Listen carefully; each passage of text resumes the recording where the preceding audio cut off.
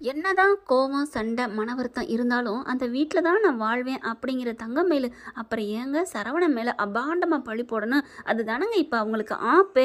நல்ல பிள்ளை தான், பாவம், ஏதோ அப்பா அம்மாவுக்காக அப்படி பண்ணிட்டா அப்படின்னு நினச்சாலும் சரவணனுக்கு வேறு பொண்ணோட தொடர்பு இருக்குமோ, அப்படி பண்ணுறாரு இப்படி பண்ணுறாரு கொடுமைப்படுத்துறாரு அப்படின்னு சொன்னதுனால மட்டும்தாங்க இந்த தங்கமேல் மேலே செம்ம கோவத்தில் இருக்காங்க சரவணன். அவர் மட்டும் இல்லைங்க, நமக்கே அப்படி தானங்க தோணுது.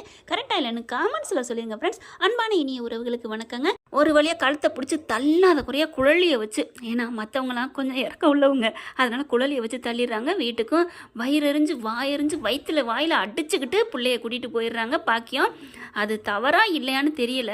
1000 பொய் சொல்லி கல்யாணம் பண்ணணும் அந்த காலத்தில் சொல்லியிருக்காங்க. அவர் அவங்க அப்பா சொன்ன மாதிரி அவங்க 3 பொய் தானங்க சொன்னாங்க. மற்றபடி கேரக்டர்னு பார்த்தா புருஷன் சரவணனை மட்டும்தாங்க நினச்சிட்டு இருந்தாங்க.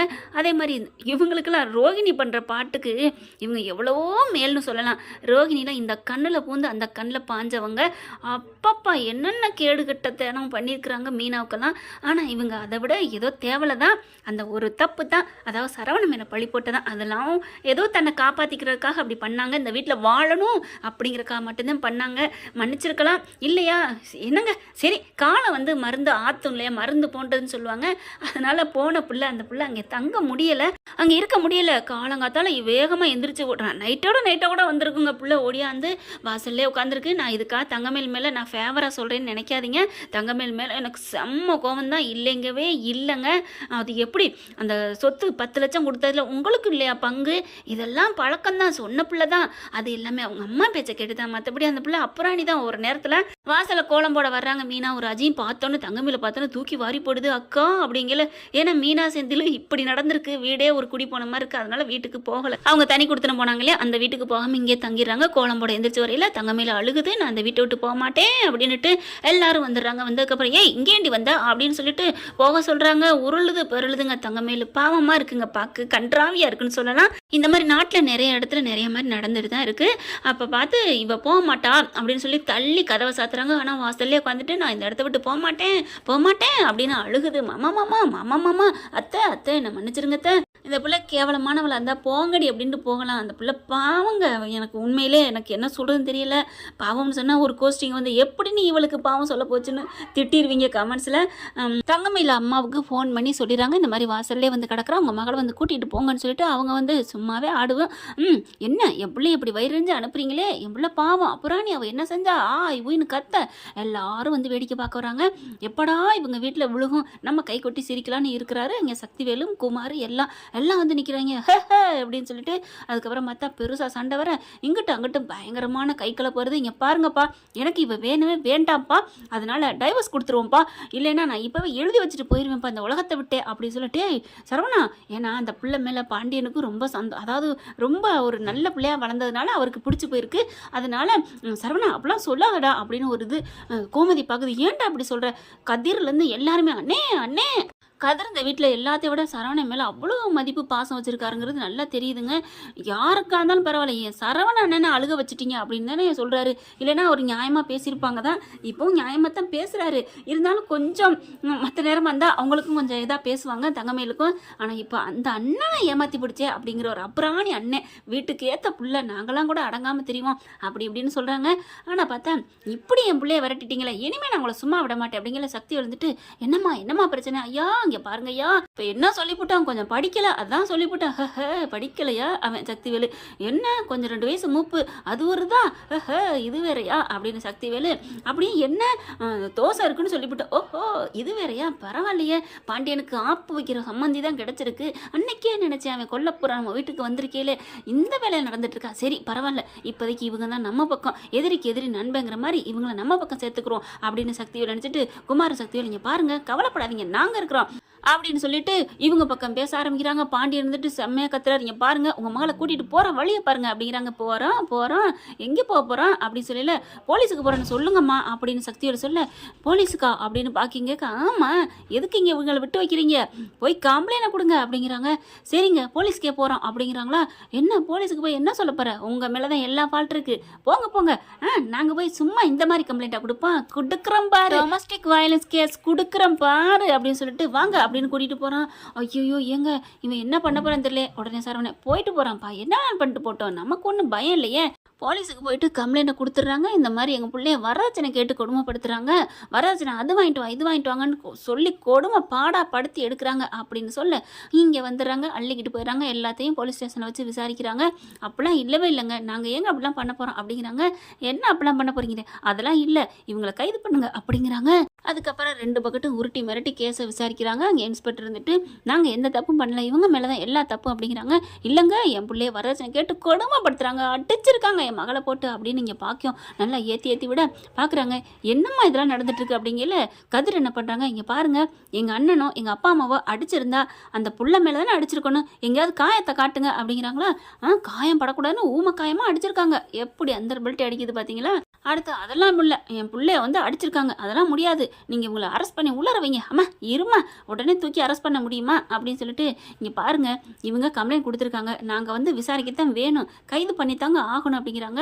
பார்க்குறாங்க, இல்லவே இல்லைங்க, இந்த பொண்ணை நான் தொட்டது கூட இல்லை அப்படி இப்படிங்கிறாங்க. இந்த காலத்தில் பொண்ணு வீடு என்ன சொல்கிறாங்களோ அதானங்க கரெக்டாக எடுத்துக்கிறாங்க பாயிண்ட்டை.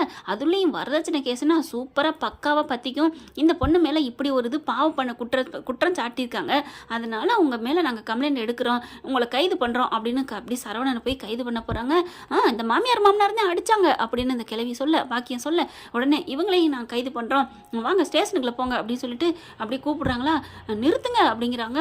அப்படி பார்க்குறாரு, தங்கமேல்கிட்ட போகிறாரு. அண்ணி நீங்களே மனசாட்சி தொட்டு சொல்லுங்கள் அண்ணி, கதிர் தாங்க இதெல்லாம் கேட்குறது, உண்மையிலே எங்கள் அண்ணன் உங்களை அடித்தாரா, எங்கள் அப்பா அம்மா உங்களை அடித்தாங்களா சொல்லுங்கள் அண்ணி, வரதட்சணை கேஸ் கேட்டாங்களா சொல்லுங்கள், வரதட்சணை ஏதாவது கேட்டாங்களா அப்படின்னு சொல்ல அப்படியே தங்கமேல் அழுக கண்ணாலே, ஏய் சொல்லிடாத அப்படியே பக்கத்தில் வந்து கையை பிடிக்க, இங்கே பாருங்க இவங்க அம்மா வந்து கையை பிடிக்கிறாங்க, கையை எடுக்க சொல்லுங்க அப்படின்னு கதிர் சொல்ல அப்படின்னு திரு முழிக்குது.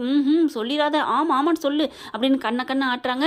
இல்லை இவங்கெல்லாம் கண்ணை ஆட்டினாங்க, இப்போ ஆமான்னு சொல்ல சொன்னாங்க.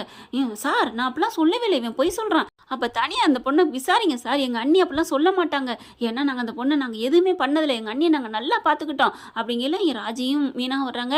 அக்கா உண்மையை சொல்லுங்கக்கா, அந்த வீட்டில் உங்களை யாரும் கொடுமைப்படுத்தினாங்களா அப்படிங்கல தங்கமேல் முழிக்குது. அம்மாவுக்கு பேசுகிறதா இங்கிட்டு பேசுகிறதா, அடியே இவங்க உன்னை வச்சு வாழ மாட்டாங்கடி, ஒழுங்கு மரியாதையை உண்மையை சொல்லு அப்படிங்கிறாங்க. இங்கே பாருங்க இவங்க வந்து கஞ்சாடை காட்டினாங்க, இதை நான் பார்த்தேன், இல்லவே இல்லை அப்படிங்கல கரெக்டாக ராஜி பார்க்குது. இங்கே தான் கேமரா இருக்குல்ல, அதில் பார்த்துருங்க இவங்க வந்து என்னன்னு கண்ணை ஜாடை காட்டினாங்க அப்படிங்கிறது தெரியும்ல. ஆமாம்ல அப்படின்னு சொல்லிட்டு அதை எடுத்து பார்க்குறாங்க. பார்த்தா கஞ்சாடை காமிக்குது. எதுவும் சொல்லாத, இல்லைம்மா அப்படிங்கிறது சொல்லாதடி, ஆமான்னு சொல்லுடி அப்படின்னு மண்டை ஆடினது எல்லாம் தெளிவாக இருக்குது. என்னம்மா என்ன பொய் சொல்கிறியா, அதெல்லாம் இல்லை, நீ பயந்துட்டு எதுவும் சொல்லிடாமல் இருந்துடாத, சொல்லுன்னு சொன்னேன் அவ்வளவுதான். அக்கா மக்கா அப்படியே அந்தர்பல்ட்டி பாக்கியம் அடிக்குது. அதுக்கப்புறம் நீங்கள் இப்போ எங்கள் அண்ணிட்ட கேளுங்க, அவங்களெல்லாம் விடுங்க அப்படின்னு சொல்ல பார்க்குறாங்க. என்னம்மா சொல்லுமா, இந்த மாதிரி இவங்க அம்மா சொல்கிறதெல்லாம் உண்மையா இல்லை இவங்க சொல்கிறது உண்மையா அப்படிங்கிற இந்த பிள்ளை அங்கிட்டு பார்க்குது. அது வந்து அப்படின்னு இங்கிட்டு பார்த்துட்டு எங்கள் அம்மா சொல்கிறதாங்க அப்படிங்கிற, எங்கள் அம்மா சொல்கிறதானே உண்மைங்கிறீங்களா, பாக்கியத்துக்கு சந்தோஷம் தாங்கலை.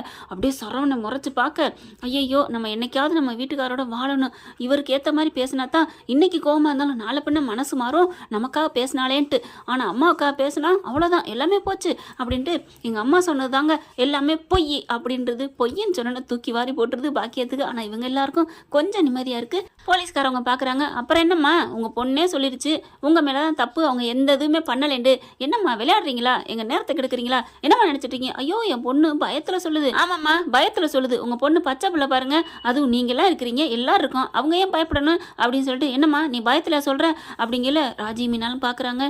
இல்லை நான் பயத்துலலாம் சொல்லலை, உண்மையால மனசார சொல்கிறேன், என் புருஷன் எதுவுமே நான் அடித்ததும் இல்லை, என் மாமனார் மாமியாரெலாம் ரொம்ப தங்கமானவங்க, ஏன் அவங்க வீட்டில் இருக்க என் குழந்தனார் என் குழந்தை மாட்டாட்டி எல்லாருமே ரொம்ப நல்லவங்க, அப்போ அவங்க அம்மா அப்பா அவங்களும் நல்லவங்க தான், இல்லைங்கள அவங்க ஏதோ பொண்ணு வாழ்க்கைக்காக அப்படி போய் சொல்கிறாங்க, மற்றபடி இந்த கேஸெல்லாம் நான் கொடுக்கல வேண்டாம் அப்படின்னு சொல்லிட்டு அழுதுட்டு அங்கேருந்து கிளம்புறாங்க. அப்படியே சரவணனை பார்க்குறாங்க. இன்றைக்கி இல்லைனாலும் என்றைக்கு இருந்தாலும் என்றைக்கா இருந்தாலும் நீங்கள் தான் எனக்கு மாமா, நீங்கள் தான் எனக்கு புருஷன், என்றைக்கு இருந்தாலும் உங்கள் மனசு மாறி என்னை தேடி வாங்க மாமா, நான் உங்களுக்காக எங்கள் வீட்டில் காத்திருப்பேன், நான் பண்ண எல்லா தப்புக்கும் என்னை மன்னிச்சிருங்க அப்படின்னு காலில் தப்புக்கடின்னு விழுகுதுங்க. எல்லாரும் முன்னாடி பார்க்குற அளவுக்கு சாஸ்திராங்கமாக விழுகுது. எப்படி அரசி காலில் குமார் விழுந்தானோ அதே மாதிரி விழுந்துட்டு அங்கேருந்து கிளம்பி போயிடுதுங்க. அப்பா அம்மா கூட எதிர்பார்க்கல, ஆட்டோ பிடிச்சி போயிடுது. சக்திவேலும் குமாரும் பல்ப் வாங்கிடுறாங்க. அதுக்கப்புறம் பாக்கியத்தை பார்க்குறாங்க. பரவாயில்லையே உங்கள் பேச்சை கேட்காம உங்கள் பொண்ணு உண்மை சொல்லிட்டு போகிறாளே, அது ஒன்றாவது அவகிட்ட இருக்கே, இது ஒன்று அவளை காப்பாற்றும், வாங்க அப்படிங்கிற மாதிரி போக அப்படியே மீனாவும் ராஜியும் பார்க்குறாங்க. உண்மையிலே உங்கள் மக இப்போ எடுத்த முடிவு தான் நல்ல முடிவு. ஏன் இப்படி இன்னும் பொய்யிலே வாழ்ந்து இன்னும் 2 பொய்யை சொல்லியிருக்கீங்க, 2 இல்லை 3, அது எங்களுக்கு தெரியும் அப்படிங்கல அங்கேருந்து பார்த்துறாங்க. என்னடி 3? ஒன்றும் இல்லை அந்த சாதகம் சரியில்லாத தோஷம் அதை சொன்ன அத்தை அப்படின்னு மீனா சமாளிக்குது. அதானே பார்த்தேன் அப்படின்ட்டு போகிறாங்க. வாங்கடி வந்து வண்டியில் ஏறுவாங்க அப்படின்ட்டு அவங்க போகிறாங்க. உங்களுக்கு தெரியாது நகை பிரச்சனை, ஏன் நாங்கள் ஏதாவது சொல்லியிருப்போமா?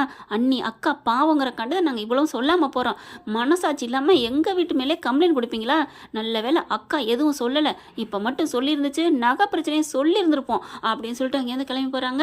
அப்படியே பாக்கி இடி விழுந்து போயிருக்கு. சக்திவேல் பார்க்குது, என்ன உன் பொண்ணு இப்படி எங்களை மாட்டி விட்டுட்டா, அவங்க என்ன எங்களை பிடிச்சி திட்டுறாங்க, போலீஸ்காரர் சக்திவேலும் குமாரையும் பிடிச்சி கழட்டி விடுறாங்க, நீங்கள் சொன்னீங்க நாங்கள் வந்துட்டோம் அப்படின்னுட்டு நாங்கள் என்னங்க பண்ணுவோம், அவள் இப்படி மாறுவாண்டு அட போங்கம்மா அப்படின்ட்டு போயிடுறாங்க. இங்கே பாக்கியம்மா அவங்க புருஷனு, என்னங்க இப்படி ஆயிடுச்சு?